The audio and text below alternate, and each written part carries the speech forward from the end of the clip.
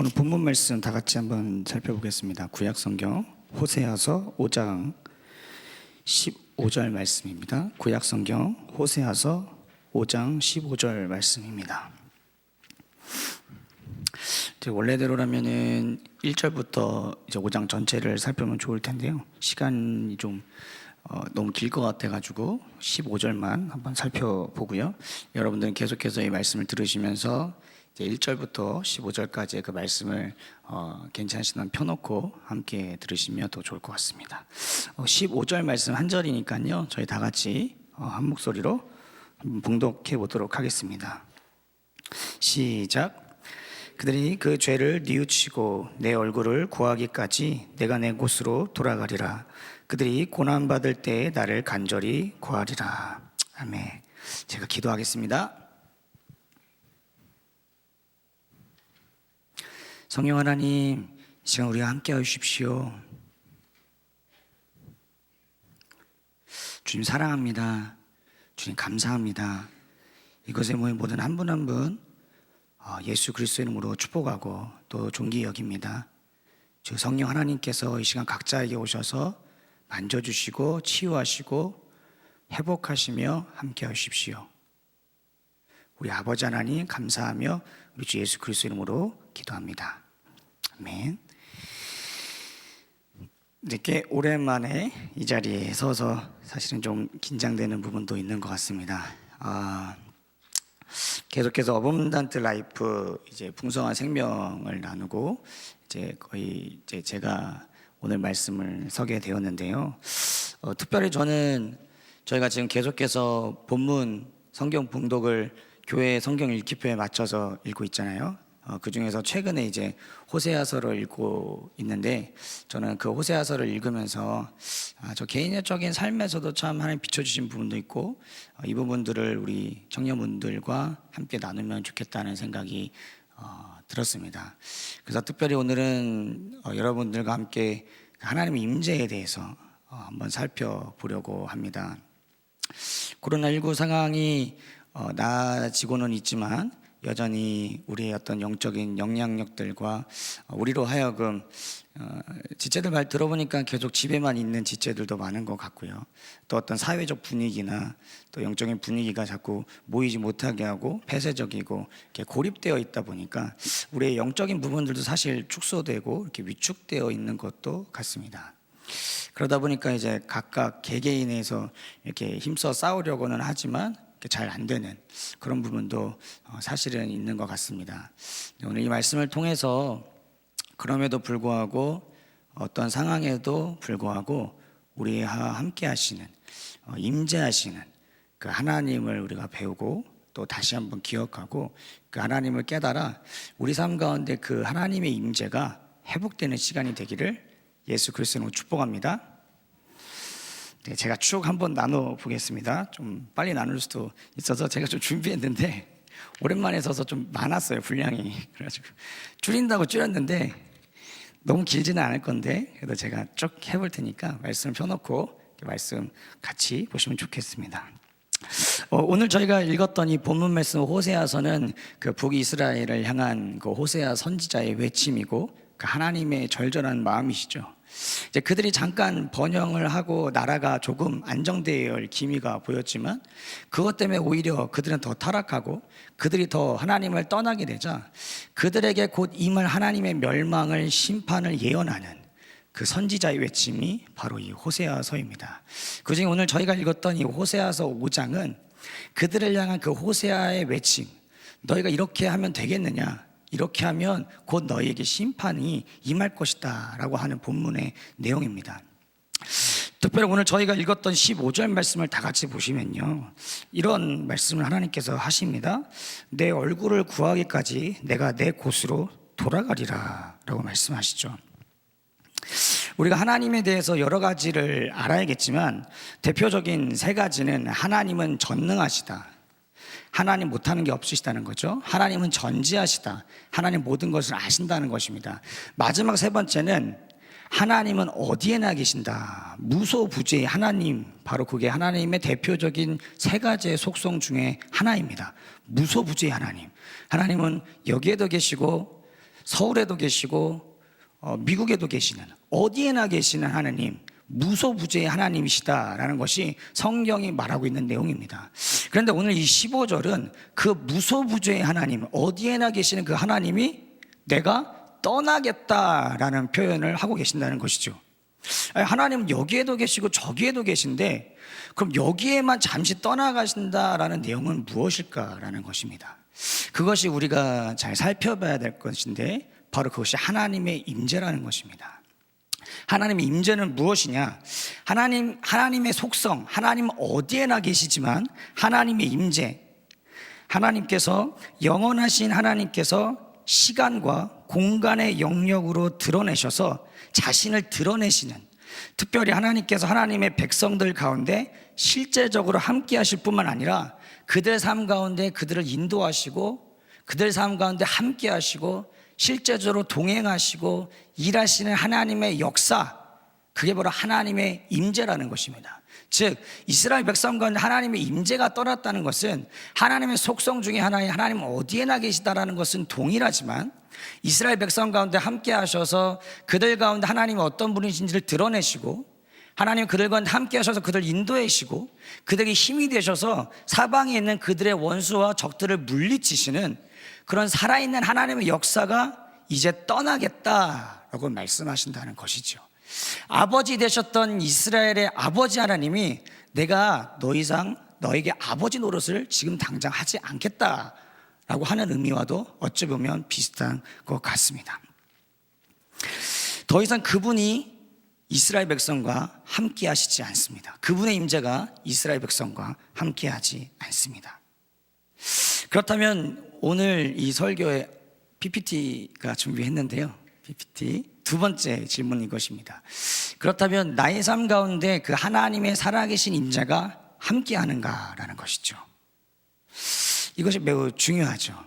하나님께서 하나님의 백성에게 내가 너희 안에 거하고 너희가 내 안에 거하는, 하나님 임재 안에 거하는 삶이 하나님 우리에게도 원하시는 삶이고 그것이 바로 구원받은 삶의 모습이라면 마땅히 그러한 삶을 살아야 되는 것이, 또 그런 삶의 모습들이 나타내야 되는 것이 의당 우리가 하나님의 백성이라면 그것이 매우 정당한 모습이라는 것입니다. 그래서 제가 여러분들에게 질문하고자 하는 것은 2번, 그렇다면 여러분 삶 가운데 그 실제적인 하나님의 임재가 함께 하시는가라는 것입니다. 그럼 내가 어떻게 할 수 있느냐? 여러 가지가 있겠지만 오늘 본문 말씀에는 이들의 삶에서 하나님의 임재가 떠났을 때 나타나는 두 가지 열매가 나타납니다. 많은 것들 중에 두 가지인데요. 첫 번째, 5절 말씀에 이렇게 나옵니다. 5절 말씀을 보면 이스라엘의 교만함이 그 얼굴에 드러났나니 그 죄악으로 말미암아 이스라엘과 에브라임이 넘어지고 유다도 그들과 함께 넘어지리라. 그들의 교만함이 그들의 삶 가운데 드러났다는 것입니다. 여러분, 교만하면요 판단하기 쉽습니다. 교만하면요 자신을 드러내기 쉽습니다. 자기 주장을 하고요 다른 사람을 무시합니다. 내 기준에 맞는 사람, 맞지 않는 사람을 구분하죠. 우리 삶 가운데 하나님의 임재가 걷어지면 나오는 특징 중에 하나가 이 교만함이 우리의 얼굴 가운데, 우리의 삶 가운데 드러낸다는 것입니다. 이 교만이 가지는 무서운 특징 중에 하나가, 이 교만은 대체로 상대적이라는 것이죠. 내가 어떤 상대적인 사람을 보고 그 기준에 합하거나 내가 그 기준보다 높은 사람이 될 때 우리는 그 사람보다 자신을 스스로 높인 채 하는 교만한 모습을 보일 때가 있습니다. 근데 이 교만의 문제는, 이 교만은 언제나 상대적이기 때문에 자신이 생각하는 기준보다 자신보다 더 낫고 더 좋고 더 탁월한 사람과 자신의 상대적 비교감을 통해 절망을 느낄 거라는 것이죠. 이렇게 했더니 교만이라는 이 악의 열매는 참으로 무섭습니다. 두 번째 열매는 무엇일까요? 6절 말씀에 이렇게 나옵니다. 6절 말씀 저희 다 같이 한번 읽어볼까요? 6절 말씀 시작. 그들이 양떼와 소떼를 끌고 여호와를 찾으러 갈지라도 만나지 못할 것은 이미 그들에게서 떠나셨음이라. 하나님의 임재가 거저지면 나타나는 현상은 그들이 짐승을 끌고 주님께 제사로 하러 나갔지만 하나님이 그 제사 가운데 그분의 임재로 함께 하시지 않았다는 것입니다. 이것이 오늘날 우리로 치면 우리가 아무리 예배 자리에 나오고 예배하려고 하지만 더 이상 주님과 그 예배 가운데 만남이 이루어지지 않는다는 것이죠. 하나님의 임재가 걷어지면 나타난 열매 중에 하나가 그 예배 가운데 하나님을 만나는 그 역사가 없어진다는 것입니다. 제가 두 가지 대표적인 열매를 여러분들에게 말씀드렸는데 여러분들의 삶은 어떠신지 모르겠습니다. 자, 그렇다면 왜 이 하나님의 인재가 우리 삶 가운데 거쳐지냐는 것입니다. 도대체 무엇이 문제라는 것인죠. 네, 첫 번째는요, 우리의 죄로 인하여 그렇습니다. 4절 말씀에 이렇게 나오죠. 그들의 행위가 그들로 자기 하나님에게 돌아가지 못하게 하나니 이는 음란한 마음이 그 속에 있어 여호와를 알지 못하기 때문입니다. 음란하다는 것은요, 하나님 사랑하되 다른 것들도 그 마음에 품는 것을 말합니다. 단순히 음란한 것은 어떤 성적인 죄뿐만이 아니라 우리 마음 가운데 가장 최고의 기쁨, 가장 최고의 의미, 가장 최고의 위로, 가장 최고의 선이 주님이 아닌 다른 것이 될 때, 혹은 주님도 되고 다른 것이 될 때, 이것이 곧 성경은 음란한 마음이다라는 것이죠.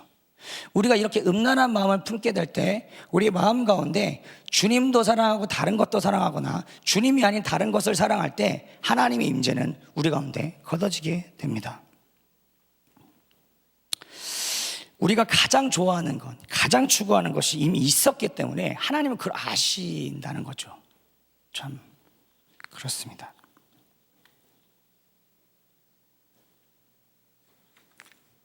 두 번째는요, 그러면 이제 잠깐만 언급하면 유튜브를 보는 것이 다 잘못입니까?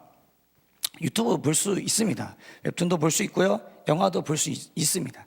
그런데 그것이 여러분 인생의 가장 큰 기쁨이 되고 가장 큰 의미가 된다는 것은 그것이 없을 때 내 삶이 어떤지를 보면 그것이 내 삶 가운데 지금 음란한 것인가 아닌가를 볼 수 있습니다.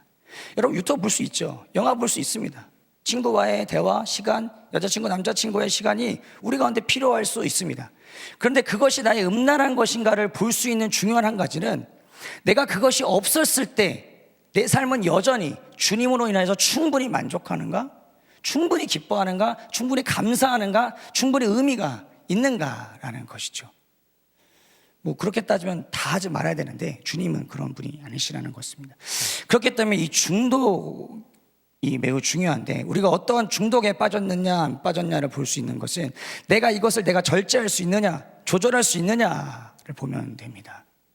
여러분 삶 가운데 가장 기뻐하는 것이 어떠한 것인데 그것이 없을 때 여러분이 기뻐하는 것이 어떤 것이 있을 때 그것이 없을 때 여러분 마음이 조절이 가능한지 여전히 괜찮은지 여전히 주님으로 의미가 부어지는지를 보시면 내 마음이 지금 음란한 마음으로 있는지 주님에 향한 온전한 마음이 있는지를 볼 수 있을 것이기 때문에 그렇죠.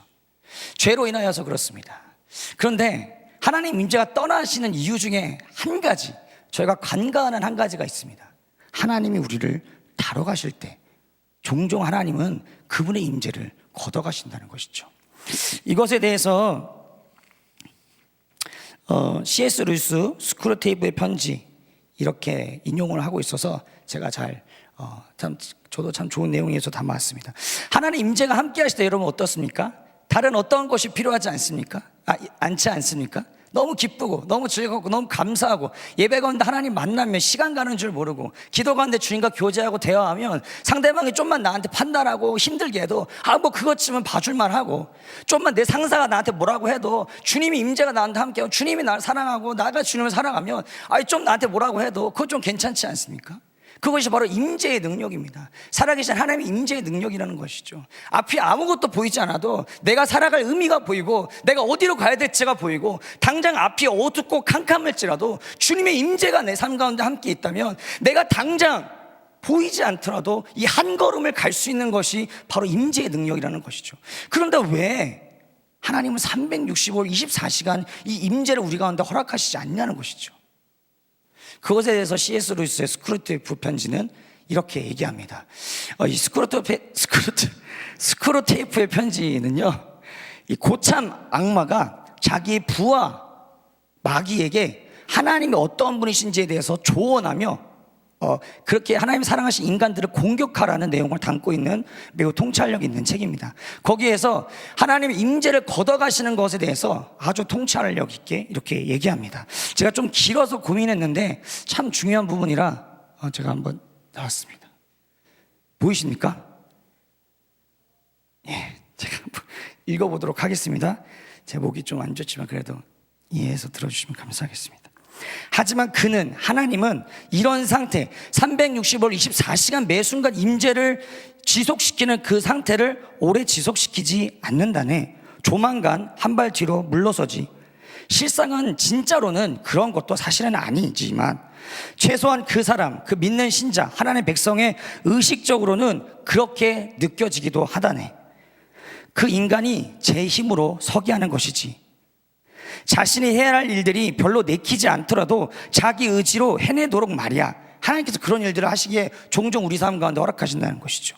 그 다음 또 이렇게 얘기합니다. 워무드, 그 부와 마귀죠. 워무드, 절대로 속지 말거라.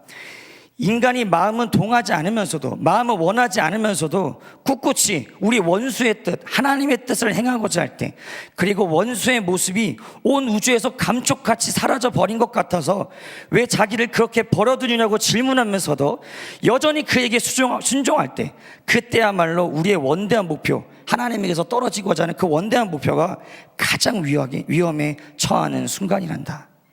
알지 못하는 하나님이 아니라 느껴지지는 않는 하나님께 여전히 기도할 때,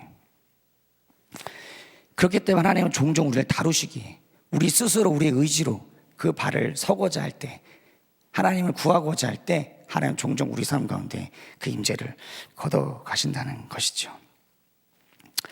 그렇다면 오늘의 이제 본격적인 본론입니다. 그렇다면 우리는 어떻게 해야 될 것인가? 오늘 성경 말씀은 이 하나님의 임재가 걷어진 이스라엘 백성들을 향하여 어떤 말을 하고 있느냐. 그럼 이 현실을 살고 있는 우리 삶 가운데 하나님의 임재가 회복되기 위해서는 오늘 이 성경은 우리에게 무엇을 말하고 있느냐라는 것입니다. 세 가지 내용을 살펴보겠습니다. 오늘 본문 말씀에 이 15절에 이 세 가지가 다 나옵니다. 이 본문 말씀을 통하여서 여러분들과 한번 나눠보겠습니다. 하나님의 임재가 회복되기 위한 첫 번째, 다 같이 한번 읽어보겠습니다. 시작. 죄를 뉘우치고. 죄를 뉘우친다는 것은 우리의 현재 상태를 직면한다는 것이죠. 우리의 영적인 현실을 직면한다는 것입니다. 주님께 돌아가기 위해 언제나 이 첫 번째 일이 우리 삶 가운데 일어납니다. 그리고 반드시 일어나야만 그곳에서 진정한 돌이킴이 있습니다. 여기서 돌이킨다는 것은 당연히 회개도 포함하죠. 근데 단순히 이것은 내가 생각나는 죄들을 나열하고 주께 말하는 그 차원을 넘어서는 일입니다. 제가 최근에 읽었던 파파기도, 레리 크랩의 파파기도를 통해서 저 개인적으로 깊이 이것에 대해서 배울 수 있는 기회였습니다. 그래서 여러분들에게 이 죄를 뉘우치고, 우리가 기존에 알고 있던 이 죄를 뉘우치고라는 단계는 항상 내가 잘못된 것들을 나열하고 리스트를 적고 주께 고백하는 식의 죄를 뉘우치고도 물론 중요하지만, 한편으로 더 깊은 의미, 하나님과의 나와 인격적 관계 가운데 내가 죄를 깊이 뉘우친다는 것은 무엇을 말하고 있느냐를 그 책에서 잘 나와주고 있다고 생각합니다. 그렇기 때문에 제가 여러분들에게도 그 부분을 설명해 드리도록 하겠습니다. 혹시 빠른가요? 괜찮으시죠? 이 책에서 저자 레리 크랩은 우리의 기도에 네 가지 단계가 있다. 근데 그 중에 가장 첫 번째 단계, 죄를 뉘우치고의 단계, 이 단계가 있는데 그것이 뭐냐면 자신을 하나님께 꾸밈없이 내어드리라는 것이죠. 자, 제가 한번 인용해 보겠습니다. 첫 번째로 저자는 하나님께 처음 기도로 나아갈 때 내면에 떠오르는 생각들의 마음을 모으라. 그 순간 하나님께 나아갈 때 당신의 느낌, 마음에 떠오르는 그 생각들, 당신이 정의할 수 있는 것이면 무엇이든지 마음을 모으고 그것을 하나님께 말씀드려라. 그 순간 당신은 어떤 사람인지 정확하게 하나님께 말씀드려라. 하나님 앞에 진실하라. 아무것도 감추지 말고 마음에 어떤 생각이 드든지 그것을 당신의 말로 표현하라.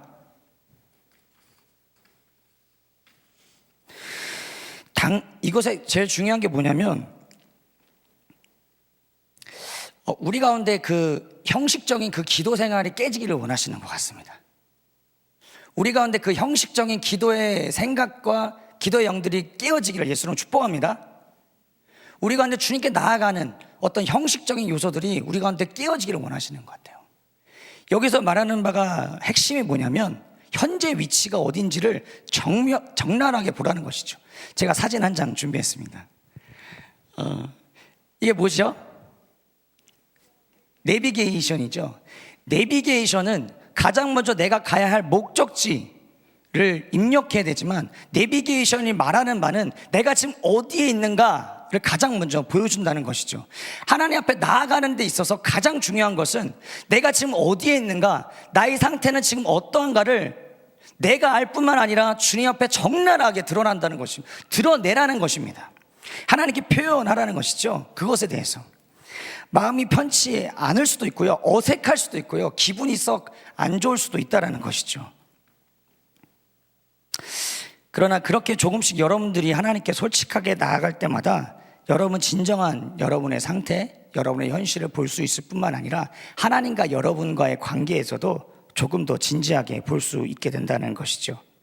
그렇기 때문에 오히려 더더욱 여러분이 생각하는 것 이상으로 여러분이 주님 앞에서의 어떤 상태인지, 또 얼마나 무력한 존재인지도 보기 시작할 것입니다.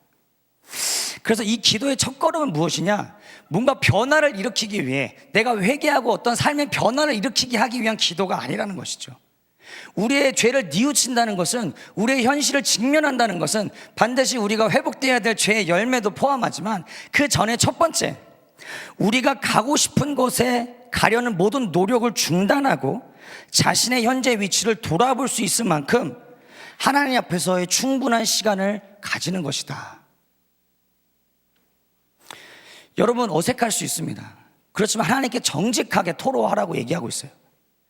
시편에 나오는 하나님과 깊이 친밀감을 가졌던 그 다윗의 시들은 감사함, 환희함, 기쁨도 있었지만 낙심, 절망, 다른 사람에 대한 원망, 이런 마음도 그 가운데 적나라하게 표현되었다는 것이죠. 우리는 대부분 주님 앞에서 경건해 보이고 거룩해 보이고 내가 주님 앞에서 무언가 되는 것처럼 나갈 때가 많다는 것입니다. 예를 들면 이런 기도를 하지 말라는 거예요.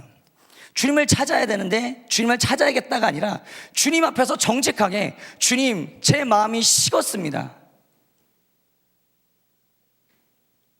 제 마음이 주님을 찾기가 싫습니다.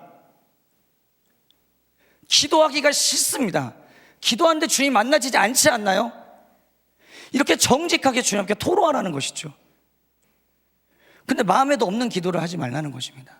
주님 알지 원치 않으면서, 원하는 마음이 없으면서 주님 알기를 원한다는 말은 주님 앞에서 정직한 태도가 아니라는 것이죠. 오히려 주님은 어떤 마음을 보시냐? 주님의 마음을 없는 그 마음을 토로하는 그 정직함. 그렇기 때문에 자신의 현실을 알기 때문에 주님 앞에서 자신의 마음을 토로하는 그 마음을 하나님께서는 보신다라는 것이죠. 하나님께서는 우리 귀한 청년 한 분 한 분이 그렇게 하나님께 기도해 나가기를 원하시는 것 같습니다.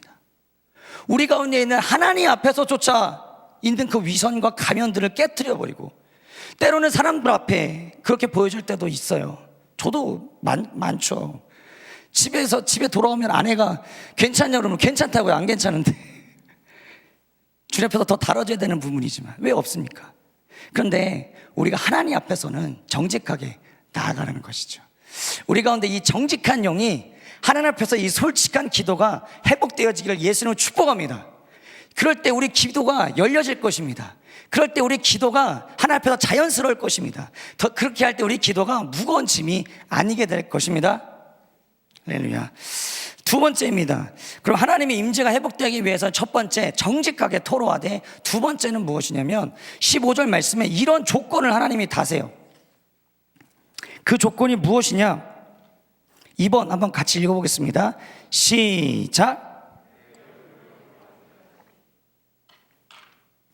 네, 우리의 마음을 주님 앞에 정직하게 토로하고 하나님을 구해야 되는데, 이 성경의 조건을 말하는데, 내가 너희를 떠나가겠다, 나의 임재를 너희에게서 걷어가겠다. 근데 여기서 한 가지 조건을 두신다는 거죠. 이유를 두신다는 거죠. 언제까지냐는 것이죠. 그것이 바로 너희가 내 얼굴을 구할 때까지라는 것입니다. 이 말은 곧 내가 너희를 떠나가는 이유에 대해서도 이 본문이 말해주고 있다는 것입니다.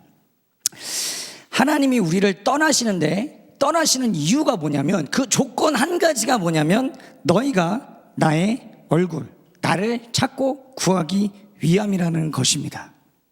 그러니까 뭐 만날 때까지 주님 찾으라 하라는 얘기 말씀 많이 들으셨죠. 근데 저는 오늘 이 부분을 우리가 찾아야 되는 측면 이전에 하나님이 왜 이 말을 하셨는지에 대한 측면에서 여러분들에게 꼭 말씀드리고자 하는 부분이 있습니다. 저 개인적으로도 깊이 좀 하나님의 은혜를 받았던 부분이고요. 이게 매우 당연한 의미지만 사실상 엄청난 의미를 가지고 있습니다. 그 이유가 뭐냐면, 우리가 하나님의 임재가 곧 떠나면 우리는 심각한 비진리에 대해서 이 상황을 판단하거나 이 상황을 해석할 때가 많기 때문이죠. 하나님의 임재가 떠나가실 때, 하나님 우리와 함께 하신다고 여겨지지 않을 때, 내 삶 가운데 더 이상 하나님의 동행하는 삶이 된다고 여겨지지 않을 때, 하나님 내 삶 가운데 살아계신 분이라 여겨지지 않을 때 오는 그 비진리들이 우리로 하여금 더욱더 주님께 나아가는 것을 방해한다는 것이죠. 그 비진리들이 무엇입니까? 내 삶 가운데 주님은 더 이상 함께하지 않아. 주님은 날 버리셨어. 주님 날 싫어하셔. 주님 날 정죄하시고 계셔. 내가 이러한 삶을 살기 않기 때문에 주님 나는 떠나는 것은 당연해. 그럼 왜곡된 것으로 자신을 자책하고 자신을 정죄하고 자신의 깊은 악의 구렁토리 가운데로 깊이 들어간다는 것이죠. 근데 하나님이 너를 떠나겠다는 이 떠나는 이 마음이 무엇이냐는 것이죠. 그걸 하나님 그것을 알면서도 왜 당신의 백성들을 떠나실 수밖에 없다는 그 하나님의 마음을 우리가 알 때에야 이 하나님께로 돌아가는 그 이유와 그 동기가 우리 가운데 보여진다는 것입니다. 그 비진리들, 그럼에도 불구하고 왜 하나님이 우리를 떠나실까요? 그 하나님의 마음을 여러분들은 아십니까? 혹은 우리는 하나님 왜 내 삶 가운데 함께 하지 않으세요? 하나님 왜 내 삶 가운데 동행하지 않으세요? 하나님 왜 내 삶 가운데 함께 하지 않으세요? 라고 하면서 불평만 하고 있지 않습니까? 하나님이 그토록 선하신 하나님이라면 그렇게 하시는 이유라도 있을 텐데, 우리는 이 본문을 보면서 뭐라고 단정 짓기 쉽습니까? 아, 그래, 하나님 우리를 그냥 하나님 찾게 하시는 분이구나. 아유, 그래, 주님 찾아야겠다. 근데 이 본문에 나오는 그 하나님의 절절한 마음을 여러분들은 얼마나 알고 계시냐는 것이죠. 제가 이 하나님의 마음을 이 말씀을 통해서 깊이 알았습니다. 그 단어가 뭐냐면 오죽하면이겠냐는 것이죠. 우리 죄로 일하면이 아니라 그 하나님의 깊은 마음,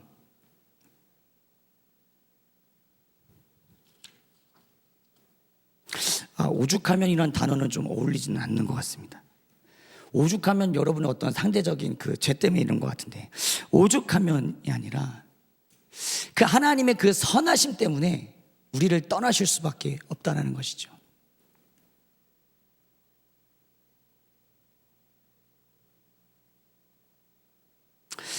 이 땅에 어두운 면이 아무리 많을지라도 그 태양빛이 그것을 비추는 것을 여러분들은 알고 계실 겁니다. 그 하나님의 영광의 선하신 빛이 우리를 비추고 있다는 것을 여러분 여전히 기억하십니까? 당신이 구원받는 백성들을 향한 그분의 여전한 신실함과 지속적인 은혜를 주목하여 계십니까?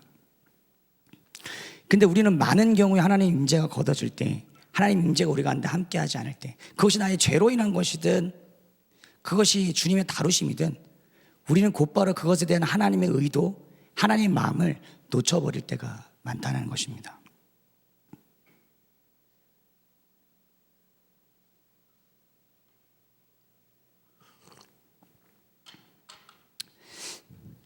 우리는 종종 믿을 수 없다라고 얘기하죠.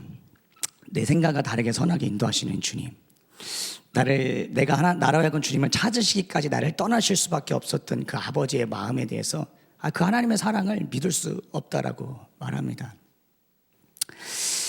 근데 신약 성경에는 이런 내용이 나옵니다. 이 세상에 대하여서 하나님께서 하나님의 심판, 하나님의 재림을 계속 늦추신다는 거예요. 왜냐하면 단 한 사람이라도, 단 몇 사람이라도 더 하나님의 구원받는 백성으로 돌아오기 위해 오래 인내하시고 참으시고 기다리신다는 것이죠. 그렇다면 그런 분이 우리 아버지 하나님이시라면 오죽 더 하시겠습니까? 우리 아버지시라면 그 자녀들을 버리고 도망가시겠습니까? 그 자녀들에 대한 아무런 책임을 느끼시지 않겠습니까? 아니면 오히려 우리보다 그분의 열망과 갈망과 그분의 열망과 갈망함이 우리보다 더 크시지 않겠냐는 것이죠. 그분이 우리로 하여금 너희가 나를 찾을 때까지 내가 잠시 너희를 걷어가겠다 하는 그 외침은 우리를 향한 그분의 진정한 사랑에 담겨져 있습니다. 그런데요, 여러분이 이것을 깨닫지 않으면 여러분이 주님께 돌아가는 그 여정은 참으로 힘들 수 있습니다. 그 마음을 보지 못하면, 여전히 우리를 기다리시는 그 하나님의 마음을 보지 못한다면, 그 선하신 하나님을 주목하지 못한다면 여전히 우리 삶 가운데 주님께 돌아가는 그 여정은 매우 힘들고 고단하고 피폐해질 수 있다는 것이죠.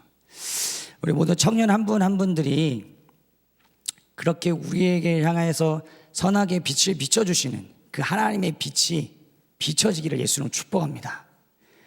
그리고 여러분들이 하나님께 돌아갈 때마다, 하나님의 임재가 걷어질 때마다 오히려 여러분들은 그것 자체에 주목할 것이 아니라 하나님이 지금 나와의 진정한 관계를 열망하시는구나, 이대로 나를 내버려 두시지 않으시기 위해 이 시간을 허락하시는구나, 오죽 하나님께서 나에게 진정한 관계, 진정한 생명을 원하셨으면 지금 잠시 나를 떠나셨을까, 내가 이대로 더 가면 안 되기에 그분이 오죽하면 그렇게까지 이러한 선택을 하셨을까라는 그 아버지 하나님의 마음이 우리 가운데 더욱더 부어지기를 예수로 축복합니다. 그런 의미에서 제가 오죽하면이라는 단어를 사용한 것입니다. 오죽하면 주님이 더 급하시지 않으시겠습니까? 우리 가운데 그 아버지 하나님의 마음이 회복되어지기를 예수님으로 축복합니다. 세 번째입니다. 하나님의 임재를 회복하기 위한 마지막 세 번째는요, 마지막 절에 있죠. 고난받을 때 나를 간절히 구하리라. 어떤 이유가 됐든지 간에 하나님의 임재가 없어 고난받고 있으십니까? 삶의 낙심과 억압과 눌림 가운데 계십니까? 삶의 의욕이 없고 만족이 없고 지치고 무기력함 가운데 있는데 이러한 삶이 하루 이틀 정도가 아니라 몇 달이 되어가고 있지 않으십니까? 도저히 그 어두운 터널에서 나올 기미가 보이시지 않으십니까? 그런데 이 세 번째는 그럴 때가 바로 하나님을 구할 때라고 말하고 있는 것이죠. 그때가 오히려 너희에게 기회다라고 말한다는 것이죠. 공교롭게도 오늘 오전에 요주 목사님께서도 이 부분을 강조하시고 또 말씀하셨어요. 그래서 저도 이 설교를 준비할 때 이제 그냥 넘어가려고 그랬는데 꼭 강조하라는 마음을 주셨습니다. 여러분, 이때에 여러분들이 또 한편으로는 이 앞에 서 있는 목회자로서, 사역자로서 어떻게 하면 주님을 찾을 수 있을까라고 같이 고민하고 또 도와드리면 더 좋겠지만, 또 한편으로는 제 책임으로 이렇게 얘기를 해야 될 것도 같습니다. 하나님이 우리에게 하나님을 찾으라라고 말씀하시는 것 같습니다. 그리고 이 찾으라라는 그 말씀에 담긴 그 하나님의 마음을 깊이 있게 고민해 보십시오. 제가 이번에 나눴던 그 마음. 그런데 이제 간절히 구하리라라는 거 우리가 잘 알고 있는데, 여기서 나오는 간절이라는 것이 무슨 말이냐는 거죠. 이 성경이 말하는 이 간절이라는 말은 무엇이냐는 것입니다. 이제 통성 기도하고 부르짖어 기도하고 뭐 매일매일 이렇게 나와서 기도하는 것이 간절이도 되겠죠. 근데 오늘 이 본문에서 말하는 이 간절이라는 단어는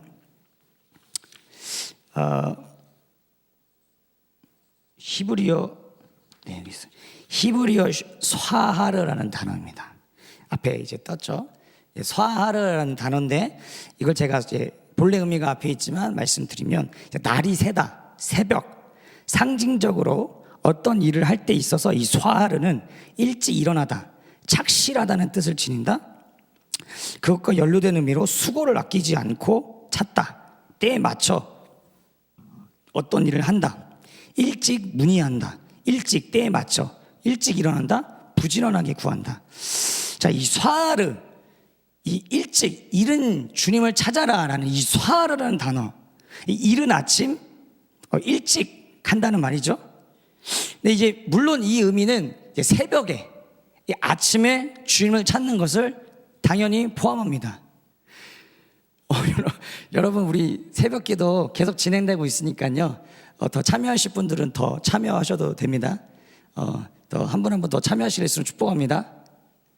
네, 물론 이 새벽에 나와서 하나님 찾는 것도 이게 스와르인데, 저는 좀 다른 의미로 해석이 되었습니다. 이게 하루 첫 시작에 주님을 찾으라는 의미는 우리의 삶에서 주님을 찾는 것을 가장 우선순위에 두라는 말입니다. 즉, 임재를 회복할 수 있는 가장 세 번째는 여러분들의 최우선순위를 회복하라라는 것이죠. 여러분의 삶의 우선순위를 확보하십시오. 그것이 새벽이면 이제 다른 사람이 방해할 수 없기 때문에 가장 유익할 것도 되겠습니다. 그런데 우리 가운데는 이제 새벽이 힘든 분도 계시고요. 또 이렇게 새벽에 잘 안 일어나는 분도 계시고 새벽에 출근을 하시는 분들도 계실 겁니다. 그렇기 때문에 제가 여러분들에게 다 새벽 기도에 나와야 됩니다 라고 강조하지 않고 여러분들에게 우선순위를 회복하라는 말로 여러분들에게 권면하고 있는 것입니다. 여러분, 이 스와르라는 단어는 가장 일찍 그때에 맞춰서 주님을 찾으라라는 의미입니다. 여러분 삶 가운데 가장 우선적으로 하라는 것은 물론 가장 아침에 일찍 일어나 주님을 찾는 것도 포함이지만 여러분의 그 전날 혹은 그 아침에 일어나서 여러분 삶 가운데 가장 포커스를 가져야 될 것이 무엇이냐면 내가 언제 주님과의 시간을 보낼 것인가 를 반드시 확보해야 된다는 것이죠. 반드시 그것이 먼저 회복돼야 된다는 것이죠. 그 지점이, 그 기둥이 꼽혀야 된다는 것이죠. 이것에 있어서 이제 중요한 것은 남는 시간이 아니라 가장 우선적인 시간입니다. 이것이 뭐 똑같을 수 있습니다. 내가 퇴근하고 혹은 학교가 마치고 집에 와서 주님을 찾을 수 있는 것과 내가 그 전날에 혹은 등교하기 전에 내가 오늘 학교를 끝나고 돌아가며 5분 동안 주님을 찾을 것이다라고 하는 것은 완전히 다른 의미입니다. 하나님께 드리는 그 자세에도 완전히 다르다는 것이죠. 그래서 이 스와르라는 것은 여러분들이 당장은 그 충분한 시간과 장소가 허락되지 않을 수도 있습니다. 여러분의 여건 때문에. 그럼에도 불구하고 단 5분이라도 주님 안에서 여러분들의 시간들을 확보하십시오. 할렐루야. 저에게도 그 은혜를 지금 더 구하고 있습니다. 저부터가 그 자리 가운데 더 서기를 주님이 원하시는 것 같습니다. 사실 이 말씀의 마지막은 여러분들에게도 하는 거지만 제 자신도 이 말씀에 적용되는 것이기도 합니다. 제가 전도사고 나름 사역도 하지만 이 우선순위를 확보하는 것이 결코 당연한 것이 아니라는 것을 더더욱 체감합니다. 언제 더더욱 하나님 은혜가 없을 때, 하나님 임재가 없을 때, 깜깜하다고 느낄 때, 내 마음이 깜팍해진다고 느낄 때, 팍팍해진다고 느낄 때. 근데 성경은 그때 너희가 날 찾아야 되는데 우선적으로 그 시간을 확보하라 라고 말한다는 것이죠. 우리 모든 삶 가운데 그 하나님의 우선순위가 회복되어지기를 나사렛 예수 그리스도 이름으로 축복합니다.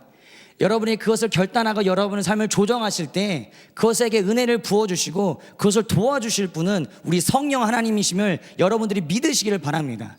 그분에게 여러분이 가장 먼저 조르고 그분에게 가장 먼저 간청해야 될 것은 바로 이 스와르의 자세라는 것을 여러분들이 반드시 깨달으시기를 예수님으로 축복합니다.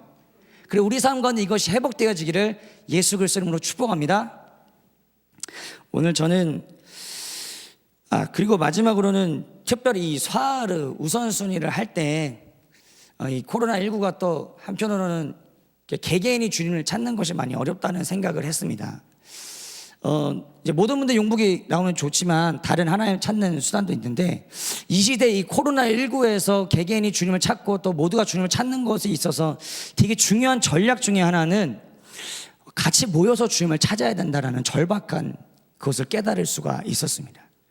여러분, 이 스와르가 어쩌면 내 개인의 예배 회복일 수도 있지만 여러분 삶 가운데 있는 오이코스, 여러분 삶 가운데 정기적으로 주님을 찾는 기도 모임, 여러분 삶 가운데 회복되어야 될 예배 모임들을 오히려 그것을 먼저 회복해야 되는 주님의 외침일 수도 있습니다. 이 코로나19만 갈수록 오히려 개개인이 싸워나가기가 힘든 영적인 상황인 것은 분명합니다. 여러분들의 오이코스에 먼저 우선순위를 회복하시고요, 여러분의 다른 공동체들과 어울려 주님을 찾는 시간을 먼저 회복하시고요, 여러분의 정기적으로 일주일에 한 번 주님께 기도했던 그 기도가 있다면 다시 회복하시고요, 그것을 다 회복하신 분들은 다시 개인적인 예배를 회복하시기를 예수 이름으로 축복합니다.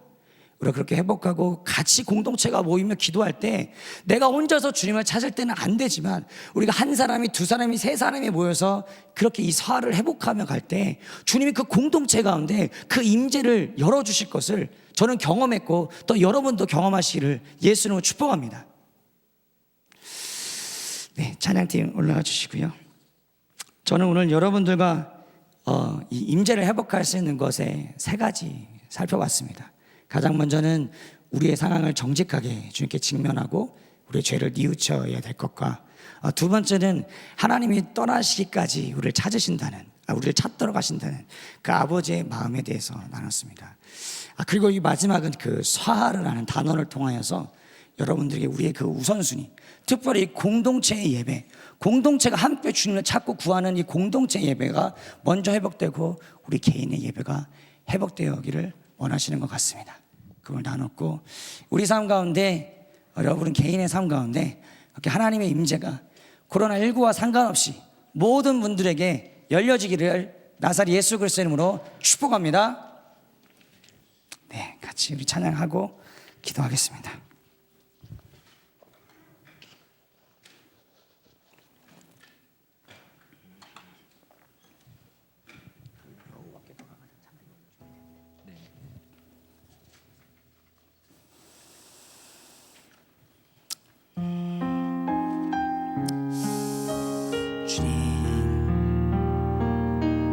성령님 이 시간 임하여 주십시오.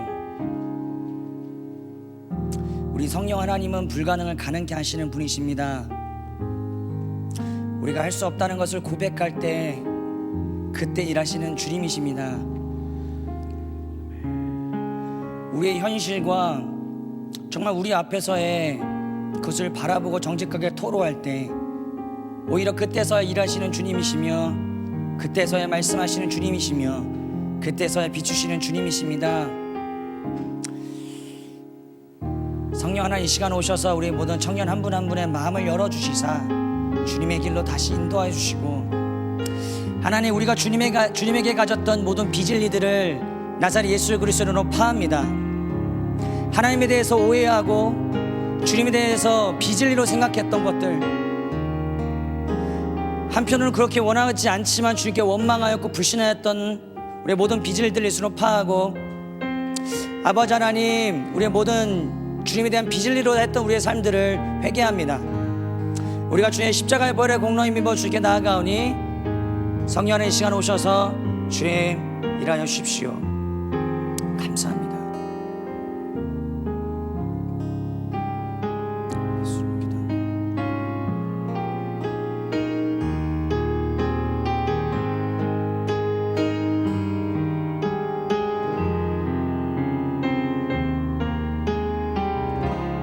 네, 우리 찬양 같이 했으면 좋겠습니다. 이 찬양이 좀 생각이 났습니다. 네, 가사 띄워주시고요. 내 백성이 나를 떠나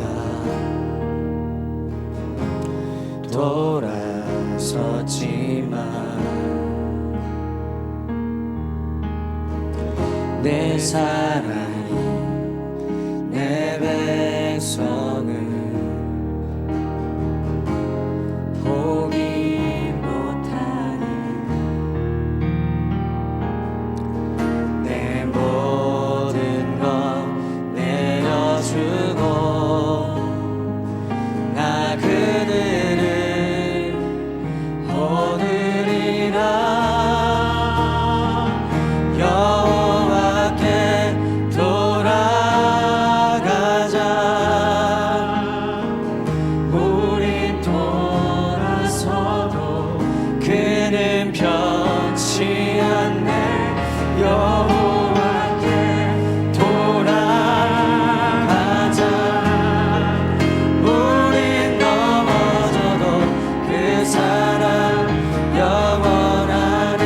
처음부터 하겠습니다. 내 백성이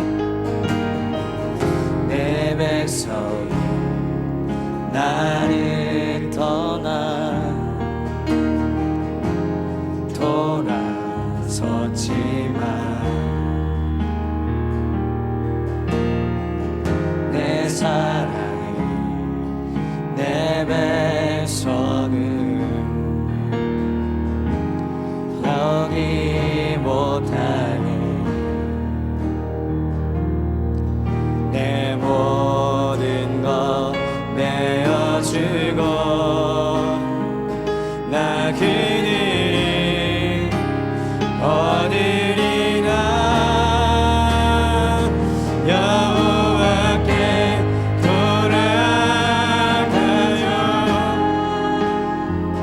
우린 돌아서도 주를 편치 않네 여호와께 돌아가냐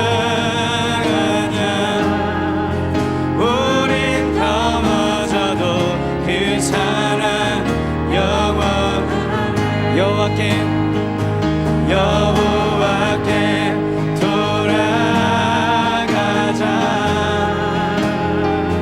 우린 돌아서도 주를 편치 않네 여호와께 돌아가자 우린 넘어져도 그 사랑 사랑은 오래 참고 사랑은 오래 참고